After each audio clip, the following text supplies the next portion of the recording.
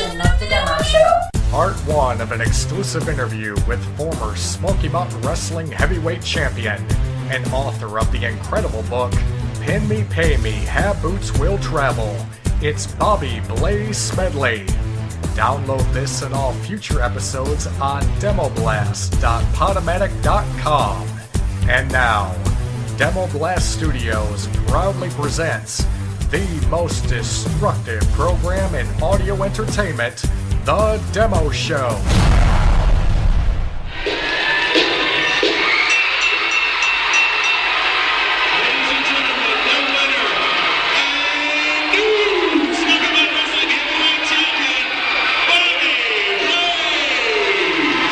On February 26, 1995, Bobby Blaze did the unthinkable.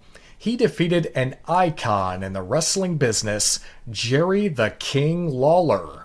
On that night, Bobby not only defeated a legend, he also became the Smoky Mountain Wrestling heavyweight champion. That year, Pro Wrestling Illustrated included Bobby in their annual PWI 500, a ranking of the top professional wrestlers throughout the entire world. Bobby was ranked number 109, far above many well-known, if not outright household names within the wrestling industry.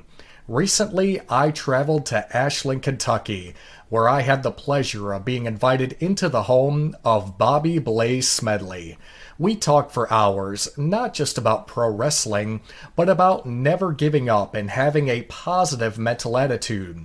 And it was conversations similar to the one we shared that led Bobby to author the book, Pin Me, Pay Me, Have Boots Will Travel, the inspirational story of one man's struggle to overcome all adversity and realize a lifelong dream. This is a must-read for any longtime wrestling fan. And to order a copy of Pin Me, Pay Me, Have Boots Will Travel, visit Amazon.com today. In the following interview, part 1 of a 2-part interview with Bobby Blaze Smedley, we talk about Bobby's climb to the Smoky Mountain title. But first, we go back in time, and I ask Bobby about his early influences and training. I was in Baltimore, Maryland, and I watched the old WWF, and I was watching with my grandmother and one of my aunts, and of course that was back in the 60s, and that was my first exposure to professional wrestling. And then I moved, giving away my age here, but I moved to where I'm from now, Ashland, Kentucky. I was born here, but I left here after about 6 months from what I was told. But I came back in 1969. And somewhere in that time period, around 1970, 71, something like that, my little brother come running outside, and I hadn't watched wrestling for years since I'd been in Kentucky. And my brother said, "Come here, you got to see this, you got to see this." And I ran in the house with them, and we had this little black and white TV. And there, lo and behold, was professional wrestling. And it was the old Memphis wrestling. And it was Superstar Bill Dundee and Jerry the King Lawler and all these people that, you know, are... I'm name dropping here of people that, you know, you look back and you think, oh God, I remember that name. So every Sunday we used to get the old Memphis tapes.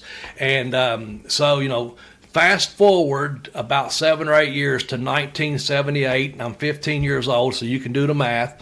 And I'm getting ready to head out to basketball practice one morning, and now it's on Saturdays because I switch tapes around this and that, years past, whatever. Used to get the old ICW, get the NWA. Didn't get much WWF back then, but we got the Memphis tape still. Anyway, walked by a TV set, and there's handsome Jimmy Valiant calling out Jerry the Kingfish Lawler of Memphis, Tennessee, and he was cutting a promo talking about this and about that. And I stood in front of that TV, and I said, right there is what I want to do. That's what I'm going to be when I grow up. I want to be a professional wrestler. You know you are jealous of Hanson's body, Daddy. You are jealous of my old lady, Daddy. You are jealous of my record, baby. You know FM 100 plays my record, and they request it daily, Daddy. They request it every minute, baby. You are jealous, Daddy. You are jealous, baby. That's what's happening, Kingfish. You are jealous, you're sick, man. You're very sick, baby. And I was about 15 years old, and like I said, that day I just thought, one day that's what I'm going to do. I wanted to do something involved in professional wrestling. At that point, let me back up just a second. My brother and I had started going to the Armory at about 3 years before that, at the National Guard Armory in Ashland, and we would buy a ticket, from the time I was probably 10, 11 years old. Well, by the time I was 12, we figured out a way to sneak in a couple hours beforehand. If we didn't have enough newspaper money, we'd go in early and we'd start hanging around. Well, then it got to where over the next couple of years, when Memphis come through every once in a while, but ICW used to come by at least once a month, and then there was an independent show they used to run there monthly as well. And my brother and I got to be known as the guys that lived by McDonald's. There's them boys that live by McDonald's that'll help set up the ring, that'll run and get us a hamburger, that'll run and get us a coffee or a Coke. And so that's my introduction really to some of the, quote, behind the scenes part of it, prior to me saying that's what I want to do one day. Is I was setting up the ring and I was watching these guys, and I was fascinated by them. To me, they was bad, they was tough, and to me, they was on TV, they was superstars, all of them were.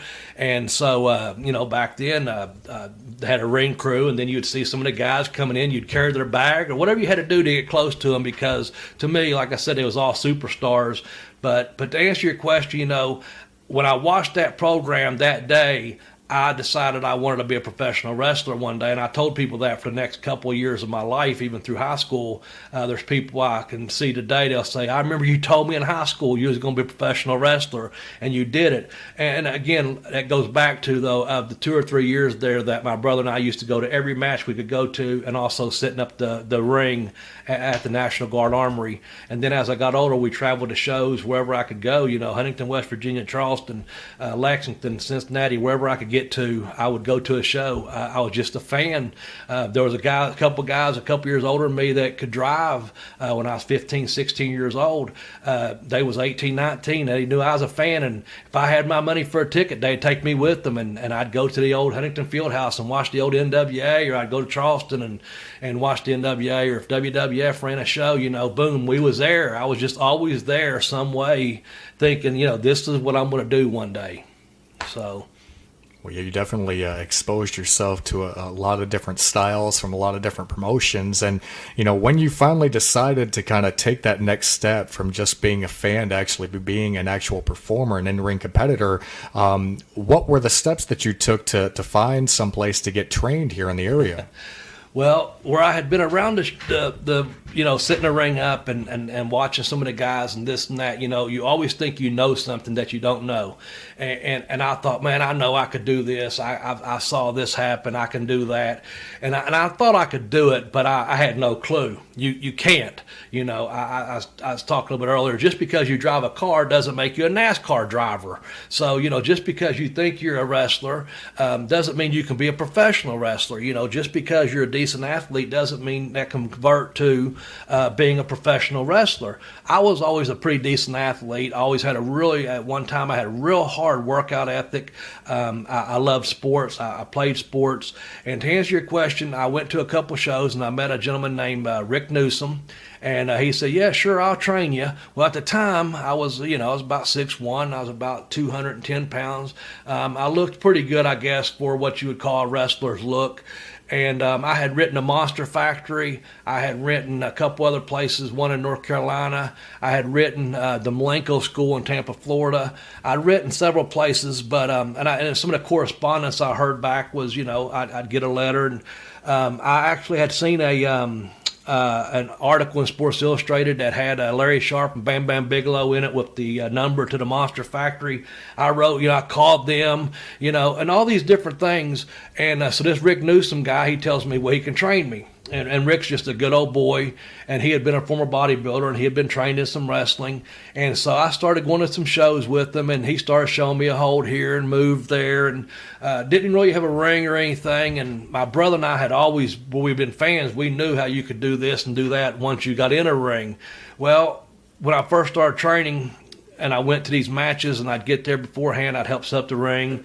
And like everyone has, or at least should do in this business, is learn to pay your dues, and setting up the ring is certainly part of paying your dues. And so I had about 10 or 15 matches probably, and what I would call matches. My first match was September 11th of 1988 in Hayside, Virginia, after about 3 months of this quote unquote training that I had. And then I had about 10 after that, we'll call it even 10. And one night I was at a show, and someone didn't show up for the main event. I had already worked earlier in the show.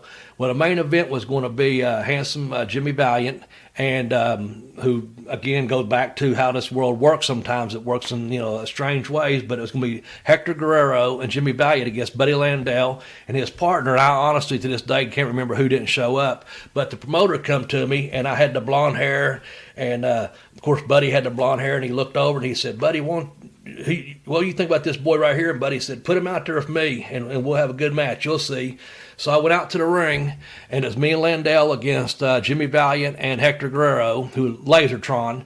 And I'm standing on the ring apron. Of course, they're working. They're pros, and this is a good show. This is back when all these shows used to draw really, really good.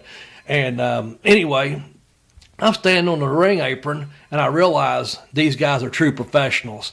And I see them working, and I'm standing there as a fan. And I'm also thinking, I'm a pro. And I realized these guys are pros. I need to learn how to wrestle. I knew it was a business. I didn't know what kind of business I was really getting into. But I knew also these guys knew how to work. They wasn't in there tatering each other, knocking the living hell out of each other, which I had been doing, and, stiff forearming people. And I still deliver those, by the way. But they actually was doing stuff, and I thought, man. And during that time, I had several letters at the house, and one of them was from a man named Marvin Joel, and he and I are still friends to this day. And he wrote me concerning the Malenko Training Academy in Tampa, Florida. And so I wrote them back one more time. He gave me their direct address, and from there I packed everything I had into a little Chevette I had. Had a box of clothes and a couple dollars in my pocket, and I took off for Florida, and I went and showed up at the Malenko camp. And from there, Professor Boris Malenko, or Larry, took me out back. He had the training center then was in a barn. And hey, with several guys there, and I'll drop their names later if you want, but they was obviously all wrestling, and you could tell knew what the heck they was doing. And he took me out back, and I told Malenko where I was from. Of course, we had corresponded on the phone, etc. But anyway, make a long story even longer. He says, Bobby, he said, those guys, and I could hear him now in his voice in my head. And he said, Bobby, I know you're from up here in Kentucky. And he said, those boys up here in Kentucky, West Virginia, and Tennessee, God bless them. They just want to punch each other and pull each other's hair and kick the living crap out of each other. He said, here's what I want you to do, kid.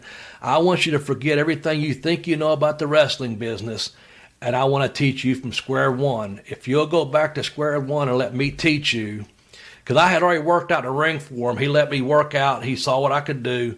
And here I am in here, and I'm here. I'm potatoing the hell out of guys. I'm trying to take guys down. I'm not trying to suplex me. I'm blocking them. I'm just trying to do what I thought I was supposed to do. Again, not knowing that you're supposed to work together, not against each other. But he says, you forget everything you know and start from square one. And do we have a deal? And I said, yes, sir, we do. More than likely, I can teach you. It's that simple. If you just give me your attention, usually I need your undivided attention. But if you give me that attention, I've so-called, I'm not bragging, but have performed miracles with some people.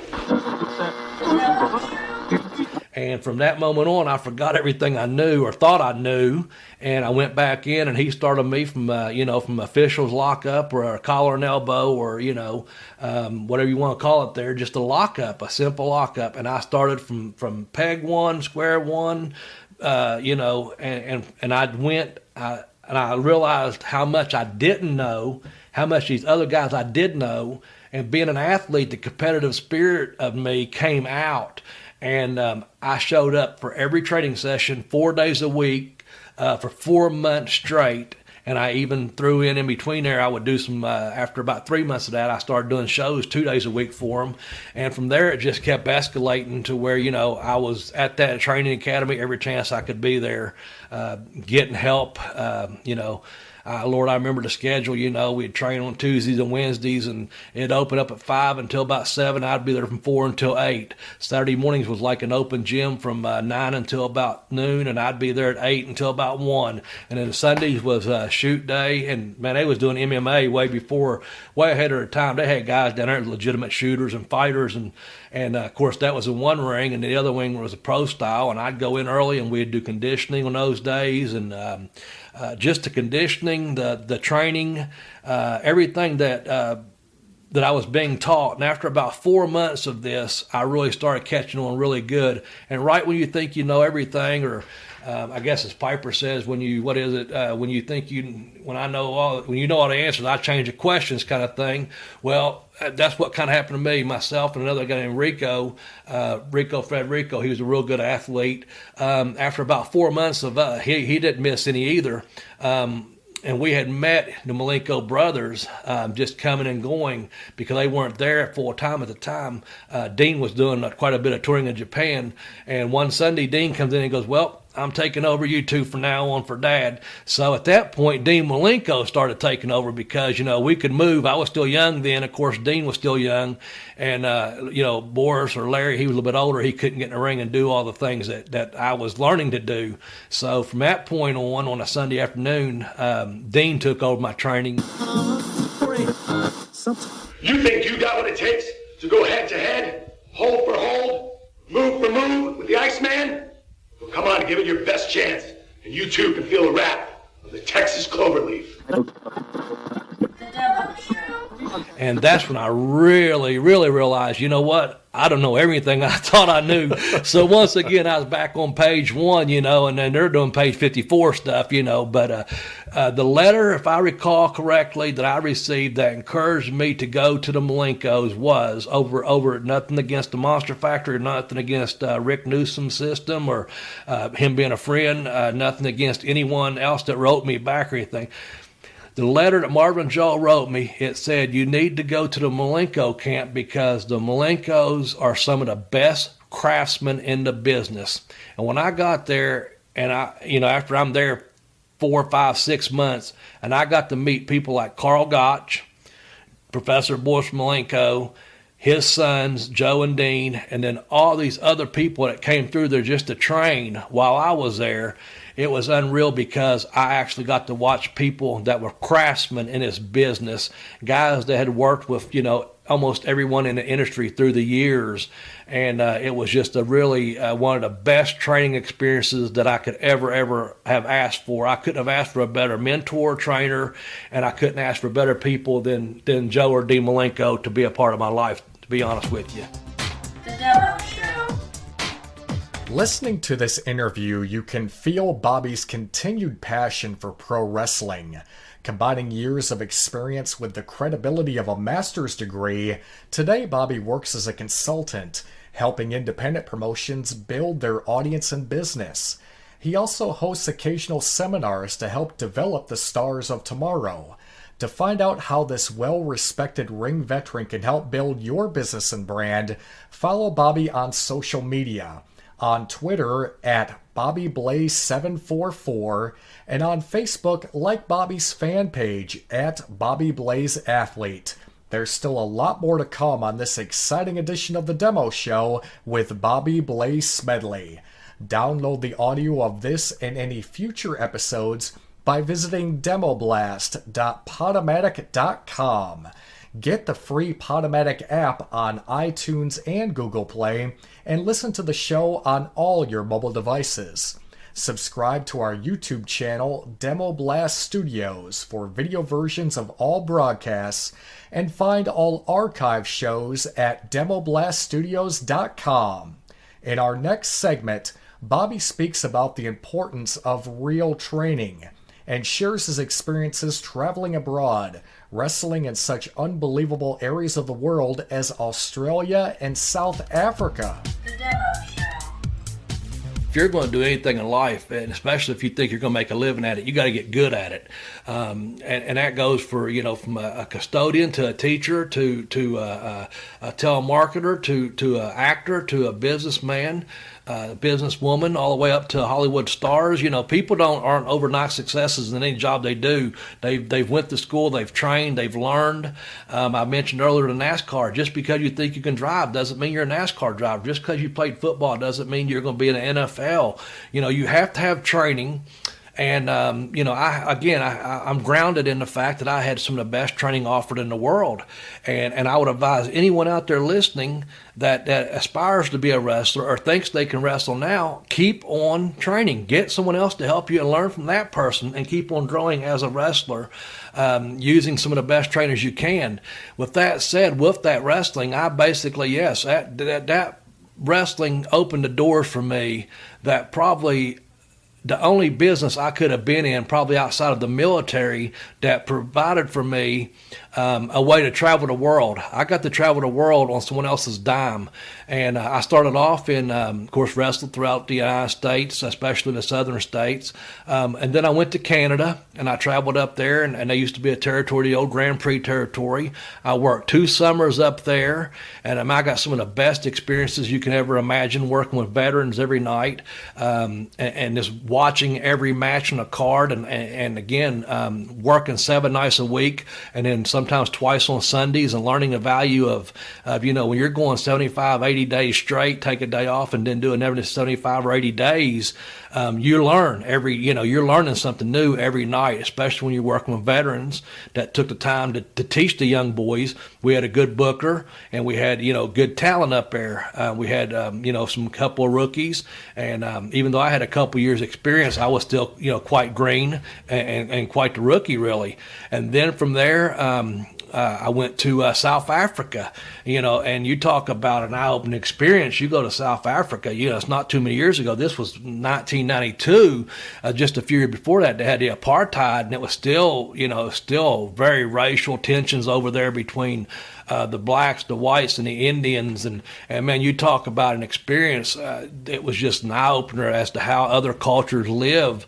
I thought Canada was different. Well, and you get to South Africa and you're over there, and it was just unreal. While I was there, I was in a couple of riots at the soccer stadiums. The people just revolted against everything, it seemed like. And they had different right to admission on every door. So if you went to a business, I went to a gym, and just because myself and the guy I was with Rotten Ron Starr. He had scars over his head, and I had the long bleach blonde hair, and we was in a gym, and a guy said, you have to leave my gym. You're intimidating the other members. And he had, as long as he had that right to admit, it wasn't just for black people or Indian people that the whites were ruling. It was the fact that, they have a right to admit you if you want to come into their business or not. We got asked to leave a hotel because we were, quote, wrestlers. You eat too much in a buffet, you have to leave. So you don't understand the freedoms you have in the United States that aren't afforded to us in some of the other countries. From there, I went from South Africa. I went to, of course, I went all over South Africa: Johannesburg, Cape Town, Durban, Dublin. All over the different places over there. Then I went to back to Florida, trained some more. Even though I had, quote, been a professional for a couple years now, I still went back to Malenko's, and I trained. I trained with the young guys. I trained with the older guys. And I kept learning, because there was a lot of people at the time coming from NWA, the WCW at that point. WWF was still coming. Guys were still coming and training there, whether they was honing up their skills for Japan or whether they was just, trying to stay in shape. I had all these different people I could work with. And then after that, I went to a big tour over in Australia. It was called Wrestle Riot. And they took some big stars over there, and I got to be on that that tour rather. The first one was International Wrestling All-Stars over in South Africa. The Wrestle Riot over in Australia. And Australia is such a beautiful country. I still have friends there I correspond with through the internet, of course. But I have a friend that was here just back in July, that I met through snail mail, that was a fan that had a magazine over in New Zealand and over in Australia.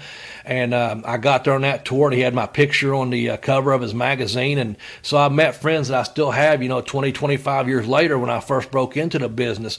And from Australia, I came home from there, and I had been corresponding with a gentleman by the name of Jim Cornette.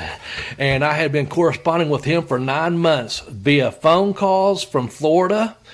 He wasn't full-time yet. He was getting ready to go, and Tommy Rogers had told me to try out for a Cornette. Cornette called me back and was interested in me. He just wasn't full-time. In between touring Canada and Australia, I met Cornette in person. Again, this goes to young people. If you want something bad enough, you can do it. Demo man he asked me about the career part. This is something I want to do. I got my car and I drove down the road and I met Cornette at a show, and I knew he had my pictures and stuff, but I took him to him again. I knew we had corresponded on the phone. I met him in person, said, hey, I'm interested in working for your company. He was just about ready to go full time at this point, and I told him, I said, I'm getting ready to go to Canada. I'll be back at this certain date. Well, when I came back on that date, I worked with Bobby Fulton, the other half of the Fantastics, and Bobby put the word in for Cornette. He said, hey, you need to look at this guy. Take a look at Bobby Blaze. Well, from there, Robert Gibson got hurt at one of Bluegrass Bras. Cornette calls me up and says, hey, would you like to have a tryout? And I was like, yes. So I went and tried out in Beckley, West Virginia. He puts me up 6'6", 280-pound primetime Brian Lee. And, we have a really good match, typical old school heel versus babyface type match. And, from there, he went back and put the good word in. Of course, Mark Curtis, bless his heart, he put the word in like, Jim, this guy can work, and I got a job from there. And you gained truly name recognition here in the United States was the time there in Smoky Mountain Wrestling. First off, talking about Jim Cornette, probably one of the greatest wrestling managers, I'd say, of all time. Obviously, most notably with the Midnight Express, obviously running Smoky Mountain Wrestling, as well as being a part of pretty much every major promotion over the last several years. Pretty controversial character as well. Let's go ahead and start. What are some viewpoints that you may have about Mr. Jim Cornette? Well, first of all, I have nothing but a deep respect for Jim Cornette, and of course, he wrote the foreword to my book, "Pin Me, Pay Me, Have Boots Will Travel," and I appreciate that. The other thing is, when I spoke to Jim Cornette and I got my job with Smoky Mountain Wrestling, I think he has one of the greatest minds. Prior to even working for him, I think he has one of the greatest wrestling business minds that is out there, and I do think he's one of the greatest wrestling managers of all time. Again, going back to, like you said, the Midnight Express, etc. The opinion of Cornette, Cornette and I always got along. A lot of times, I'm trying to hold back a little bit on my language, but a lot of times Jim Cornette uses about as much bad language as I do. So, Cornette, a typical conversation might be like, how the fuck are you? Well, how the fuck are you? I don't know how to, and it's like, fuck you, Bobby. Well, fuck you, Jim, and we go back and forth. It was just the way two men talk. Free socks. We ordered the damn shit because we're hungry, not because we wanted to fuck around. Don't cuss me, fucking ugly bitch. You've been waiting 15 minutes to motherfucking line, you stupid son of a bitches. Anyway, we ordered goddamn $30 worth of fucking food and sit here for 15 minutes and they don't even start fixing it till we get up here because they think we're fucking joking. We're just sitting here 15 minutes. They don't even start the order. It's almost like something out of a pre-Tarantino movie or something because, this is around the time before Pulp Fiction come out and Reservoir Dogs, I guess, have been out. But I'm telling you, it's the way people talk. Well, you're in a locker room full of guys or you're in a car full of guys and you're hearing this language over and over and over. And that's just the way I normally talk anyway. So, first of all, I don't know who would win if it's a battle of the curse words, either Jim or myself. It'd be a close race.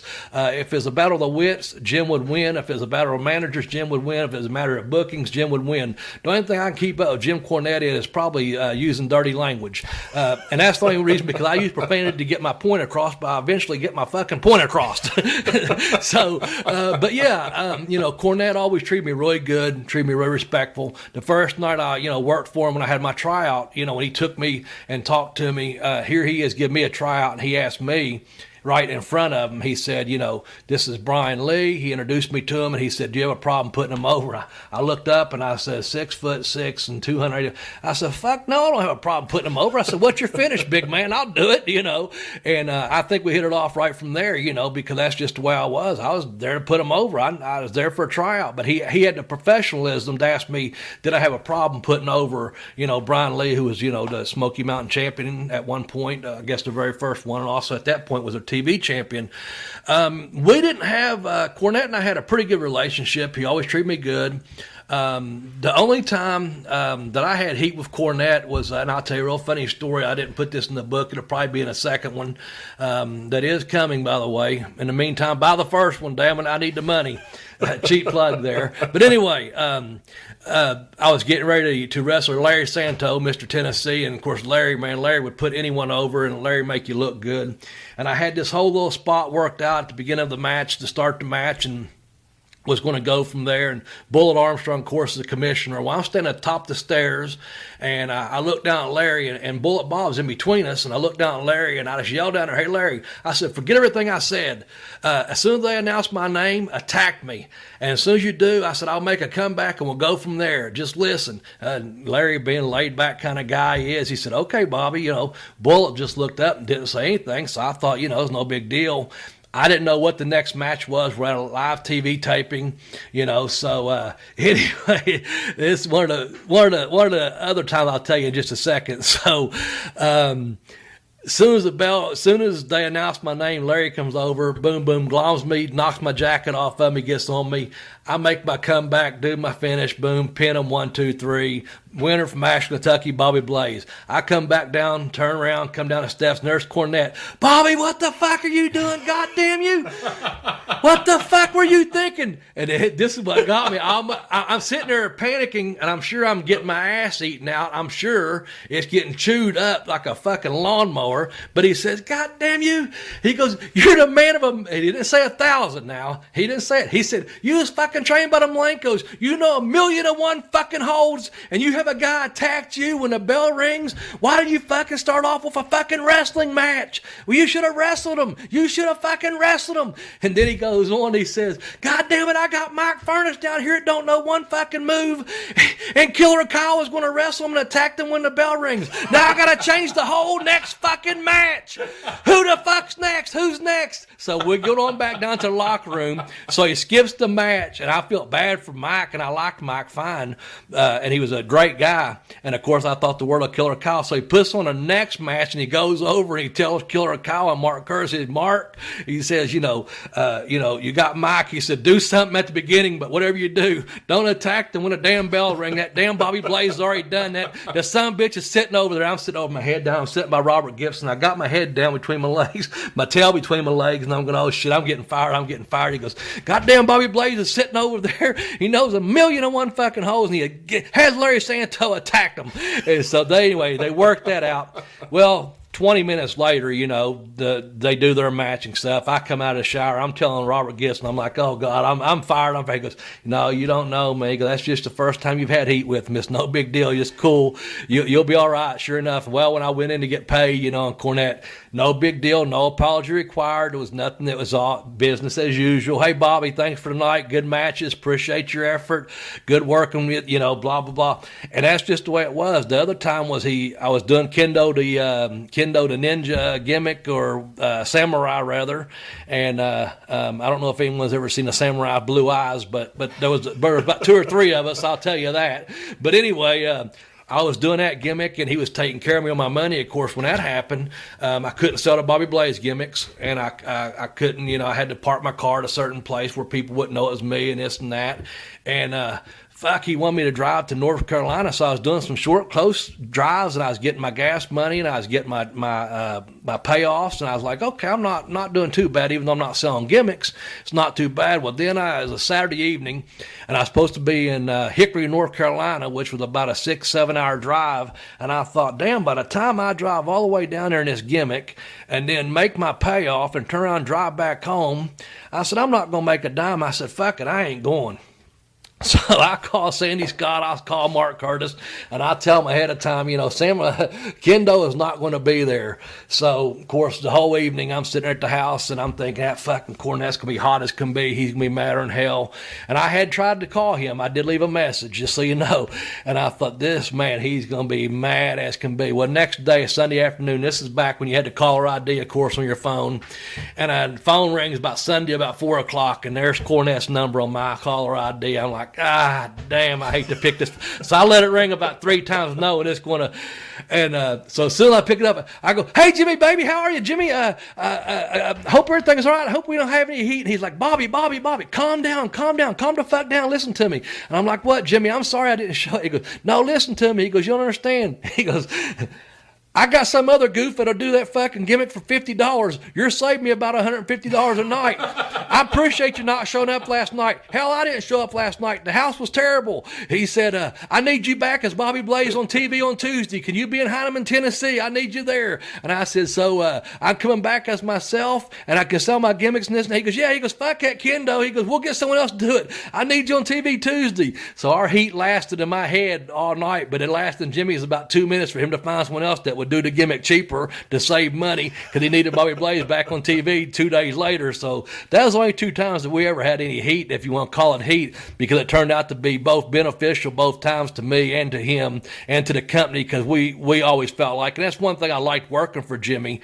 is Jimmy will always do what's best, I think, for the business. Some people will do what's best for them or what's best for their ego, but I think Jim Cornette, I think he would do what's best for matches. I think he'll do what's best for the show.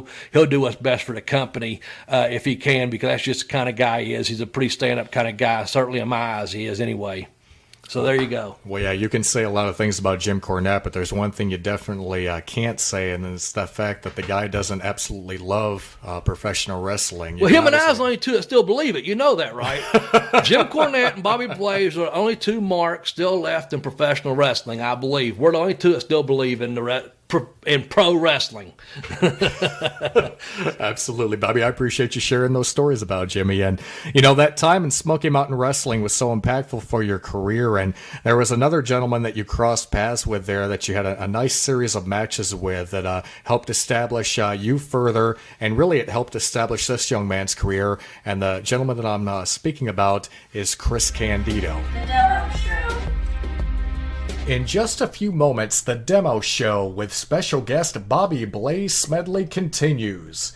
If you've enjoyed the amazing stories Bobby has shared thus far, you'll love reading Bobby's book, Pin Me, Pay Me, Have Boots Will Travel. Make sure to order your copy on Amazon.com today. Purchase signed copies of the book by reaching out to Bobby on social media via Twitter at BobbyBlaze744, or do what I did and get a signed copy from Bobby in person. For updates regarding future personal appearances in your town, like Bobby's Facebook fan page at Bobby Blaze Athlete. Before the break, I asked Bobby to share his thoughts on working with the late Chris Candido. In the following clip, we take you back to an incident involving Candido threatening to throw the U.S. Junior Heavyweight title belt in the river. The very same belt Bobby held a record 4 times. Enjoy this vintage Smoky Mountain moment with Chris Candido and Bobby Blaze. The Demo Show. Shall we gather at the river? Oh, I told all you idiots when I won this championship, but I was going to take it and throw it right in the lake, right where it belongs.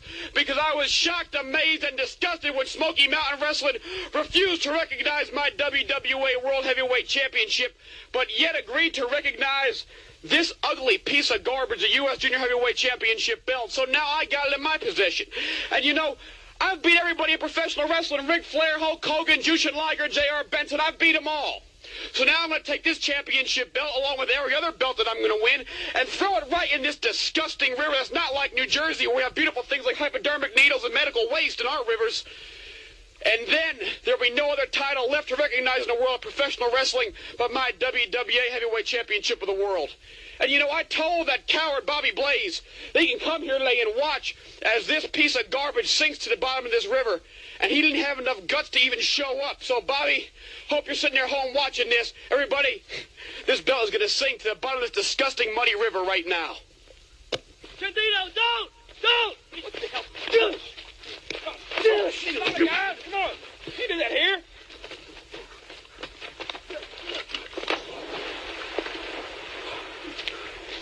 Candido, you son of a Oh, you son of a Working with Chris was looking back on it was really a really fun time, but I don't have to look back on it and to think at it, because at the time it was real fun.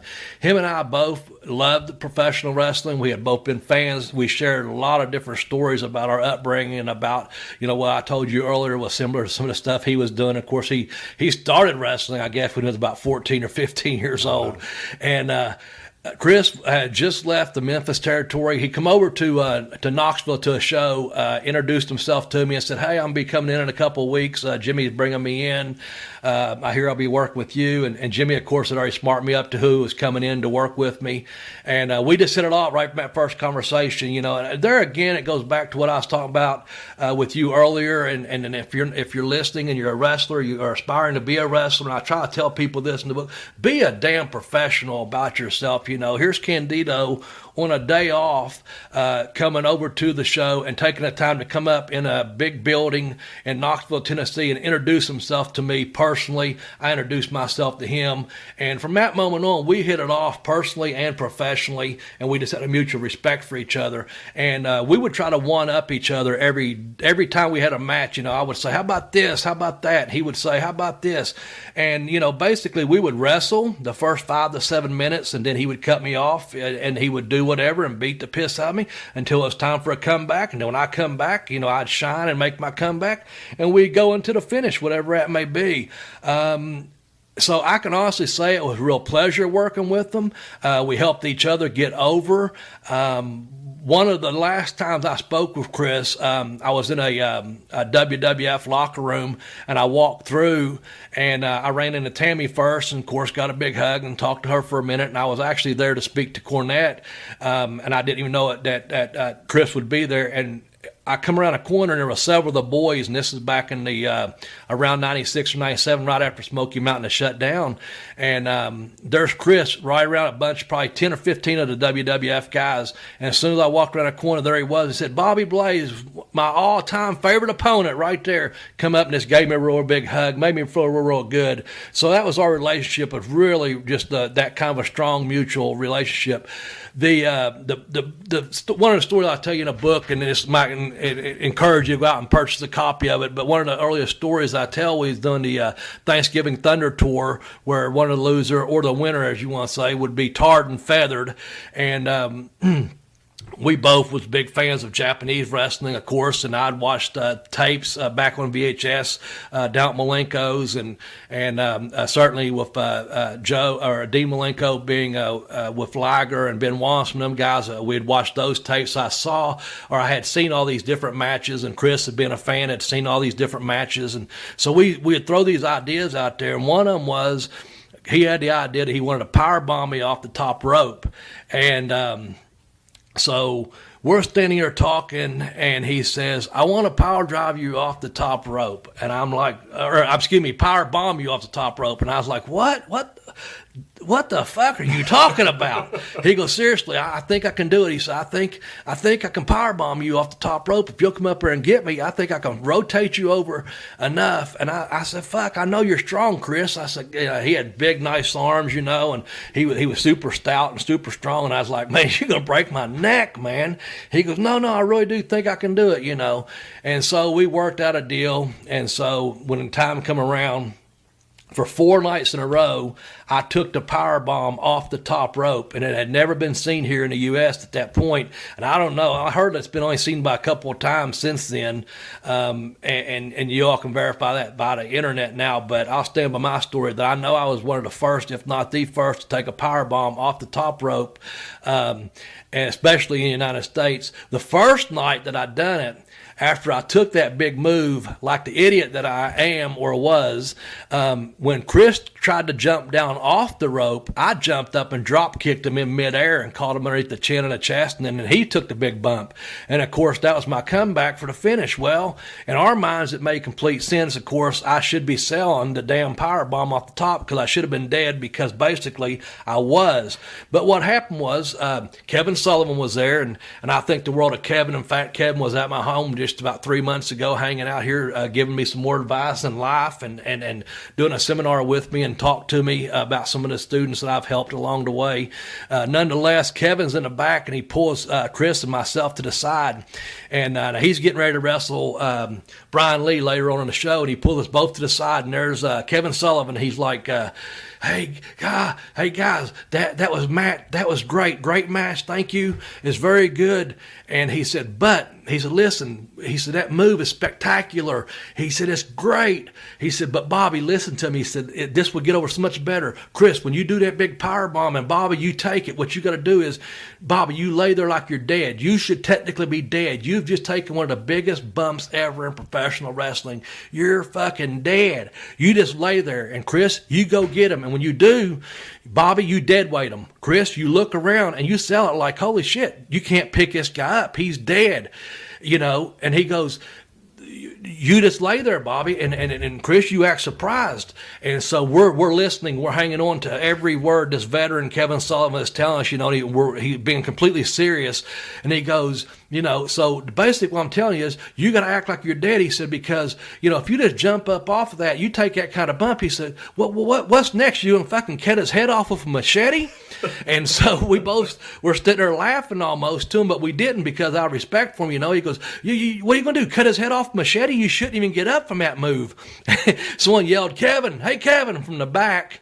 Kevin turns, looks back at me and Chris, and says, excuse me, I got to go do an Asian spike match with Brian Lee. Bye. So he took off. As soon as he took off around the corner, Candido and I just started looking at each other and dying laughing, because here he is telling us, what are you going to do next? Cut a guy's head off with a machete. And he said, excuse me, just as calm as can be, excuse me, I got to go and beat a guy up with an Asian spike, a railroad spike or whatever, But anyway, the next 3 nights when I took that bump, and it was a tremendous bump, it really was, I just laid there, and I think my back's hurting right now, my neck's hurting just from telling you the story, but I just laid there and I dead waited, and Chris looked around and the place just, got quiet.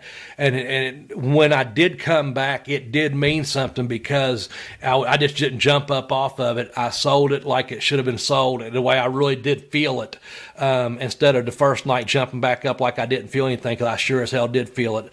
But, Chris was a tremendous opponent, and I had a lot of respect for him, and I know he went on to stellar things. And there's one more thing about Chris I'd like to share, the kind of guy he was when he'd been to All Japan, and he was getting ready to go to WWF. In fact, he was working for WWF. He hadn't gotten a gimmick yet, the gimmicks, with the Body Adonis, but he was already hired there. And we had a show, a Smoky Mountain Wrestling show in my hometown, and we already had a really, really good crowd here. We used to draw real good, Smoky Mountain did. I'll say this, Chris Candido, out of respect for me, came to my hometown after already been just coming home fresh from All Japan, having already signed with the WWF. He came in and came to the National Guard Armory in my hometown and put me over in front of everyone, cleaning the ring, no problem, no questions asked.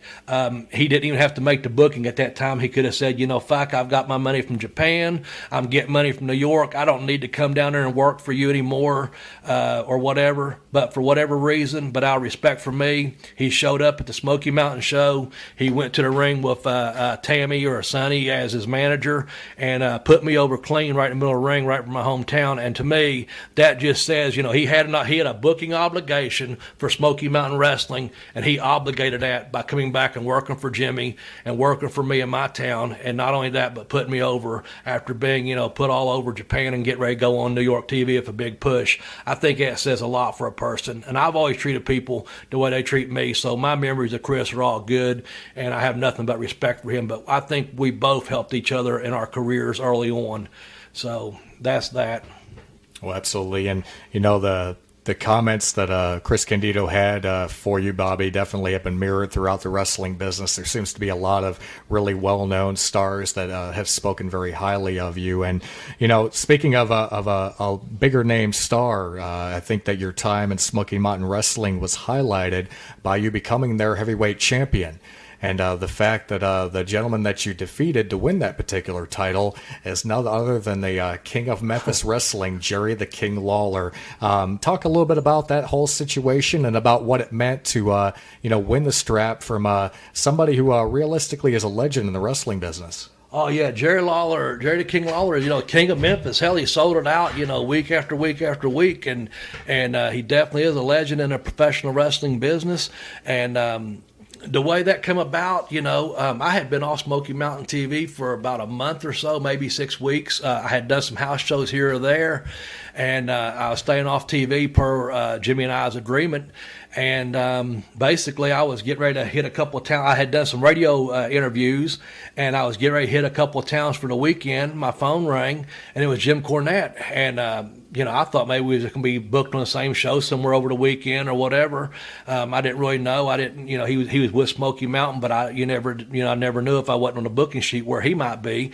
But anyway, he calls me out of the blue and he says, "Hey, Bobby, how you doing? Blah, blah, blah." We kick it for a few minutes, and he says, "Hey, I got this great idea for you. It's not going to happen for a while. Do you have a few minutes?" And I was like, "Yeah, I'm getting ready to hit the road. I'm staying booked." And we just caught up on a few things. And finally he says, "I got this great idea for you." He says, "I'd like to put the strap on you." And I was like, "What?" And he goes, "Yeah, I'd like to put the heavyweight title on you." He says, "Not a done deal yet." He goes, "I'm just telling you, I need you to be totally quiet about this. Don't say a word to anyone. Don't say anything to anybody." He said, "But I've talked to Jerry. I'm going to talk to him again. I know the boys here are all for it. I've talked to, he told me who he talked to. He talked to Sandy and Mark Curtis. God bless them both, rest in peace, both of them. But he talked to both of them. He said, "I just want to finalize thing with Jerry, and I'll get back to you. Are you interested in a title run?"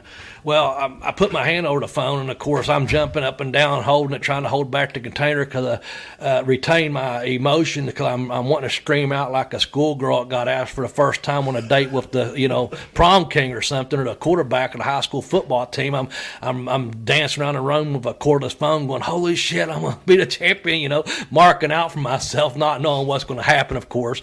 But and maybe I'm exaggerating a little bit. But anyway, I sat back down. I go, "Yeah, Jimmy, it sounds great. I'm all for it. Give me a starting date, whatever, and just let me know when you want me to come back, and we'll go from there." And so we both agreed, hey, we're both getting ready to hit towns for the weekend. We had talked the following Monday or Tuesday of that week, and we'd see what happens. And so, a couple of 3-4 days goes by. Jimmy calls me up. We start talking. We work out the deal, and he says, "All I ask is, don't say a word to anyone." So basically, we kept it well hidden until I finally was to show back up on a Smoky Mountain show. And the whole angle was, you had Buddy Landau, you had a Dirty White Boy, and they're fighting for the title back and forth. But the entire time, Jerry the King Lawler has the title. And it was back when they was doing the East Tennessee versus the West Tennessee. It was the USWA versus the Smoky Mountain Wrestling. And we had a kind of a line out there somewhere around Nashville that, Smoky didn't go past. And, of course, Memphis didn't come past a certain line. And so the line was kind of drawn, if you will.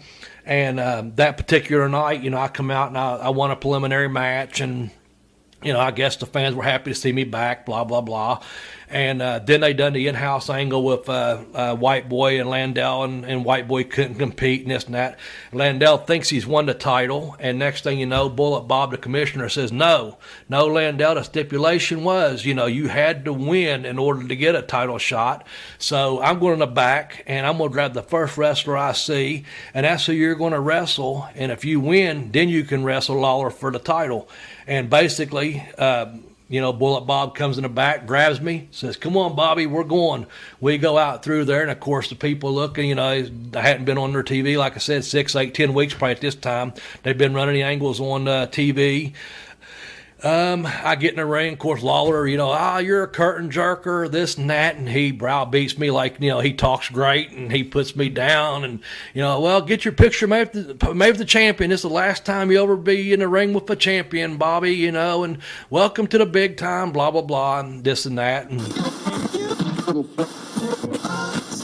Sit down, you little retard, before I come out there and slap your false teeth out. Now let me just, what did you say your name was? Bobby what? Bobby Blue? Bobby Blaze? Bobby Blaze. Well, let me tell you something, Bobby. Here's your only claim to fame. Look, take a picture. Come on. One of these days, you'll be able to tell your grandkids that you were in the same ring as the greatest wrestler in the world, Jerry the King of the... Smile right there.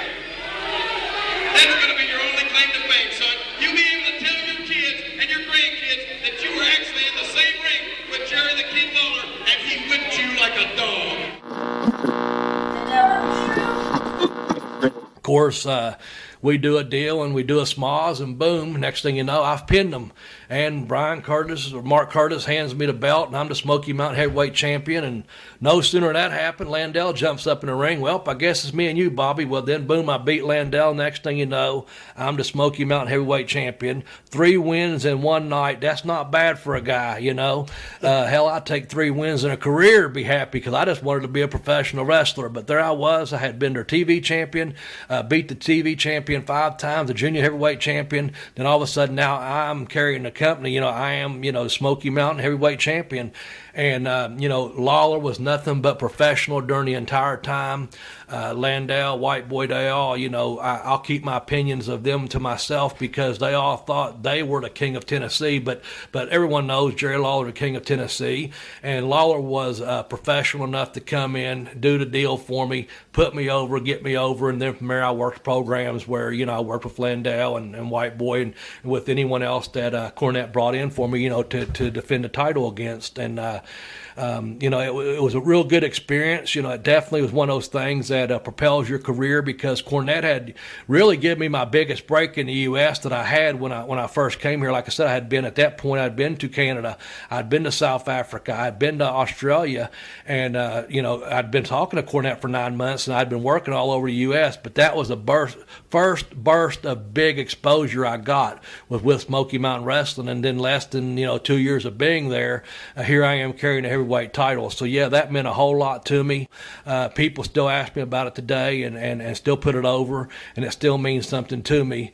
It'll always be close to my heart. But the main thing about that is that the company, Jim Cornette, Sandy Scott, Mark Curtis, Tim Horner, and a lot of those guys, Ricky and Robert that was there, they all believed in me. I know Ricky, pulled for me a lot, and I appreciate that the company and the guys that you work with, your peers, they think enough about you that when you're carrying that title, that it actually means something, because it's not, to me, it shouldn't be something that's just handed to someone, but through your perseverance, through your sweat, through your blood, through your tears, through traveling by yourself, to traveling in groups of cars with 4 or 5 in a car, to sleeping in a hotel room by yourself, or sleeping in a car by yourself, to putting 4 or 5 guys in a room starving to death, trying to make your next town.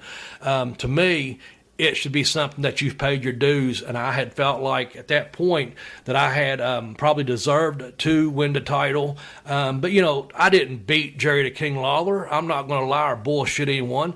I went over on Jerry the King Lawler, and I pinned him in the middle of the ring, and I ended up being the Smoky Mountain Heavyweight Champion. And that was due to the fact that Cornette booked it, you know, and the office approved it, and that's the way the business is, and that's the way the business should be when you have professional bookers and you have agents and you have people that put their minds together and say this is what's best for business, because at the bottom line, at the end of the day, it's only a business.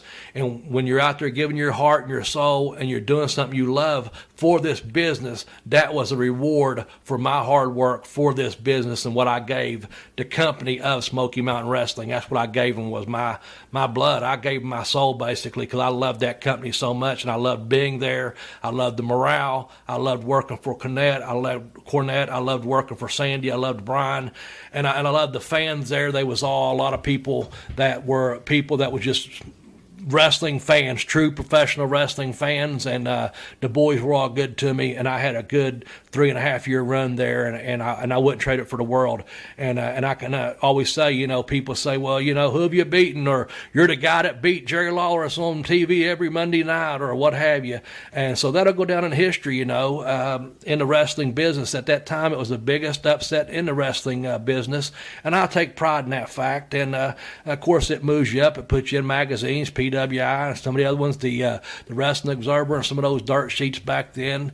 You know, all those things, it puts you over a lot in a lot of your peers' eyes, and it meant something. That's, to me, the title meant something. When I was growing up, you know, I always thought the NWA title, and I still do think it's probably the greatest title in the world. And of course, you had your WWF, and you had your USWA and your AWA and all this, but the Smoky Mountain title, when that was going on, you only had a couple companies left, and you know, you had ECW and Smoky Mountain, and you had, you know, your WCW, and you had your WWF, and then you had this and that group, A, B, and C, or whatever. But Smoky Mountain title, it actually meant something, and it carried a lot of weight, and I take great pride in carrying that weight when I had that title. The Demo Show. This is your host, the Demo Man, David Stockwell, and I'd like to personally thank our special guest, Bobby Blaze Smedley. Reading Bobby's book, Pin Me, Pay Me, Have Boots Will Travel, gave me an even greater appreciation for the man and in-ring performer. If you haven't already done so, head over to Amazon.com right now and order a copy of one of the absolute best pro wrestling themed books I've ever read. And as incredible as Part 1 has been, we're just getting started. Coming up in Part 2 of this amazing interview with Bobby Blaze Smedley, we'll talk about Bobby's extensive time working for World Championship Wrestling, his multiple tours of Japan, and Bobby shares his memories of meeting the kingpin of sports entertainment, Vincent Kennedy McMahon. For updates on new episodes of The Demo Show, follow us on Twitter at DemoBlastStudio, or follow me personally at DemoManSpeaks. Also like our Facebook page, DemoBlastStudios. The Demo Show features never-before-released interviews with pro wrestling's biggest stars. Each episode demolishes dirt sheet journalism and provides the audience with an inside look at the lives and careers of current and future legends. New and archive episodes can be found at demoblast.podomatic.com, on YouTube channel DemoBlastStudios, and by visiting our website home, DemoBlastStudios.com. Thanks everyone for listening to the most destructive program in audio entertainment, The Demo Show. The Demo Show is an original production of DemoBlast Studios. All rights reserved.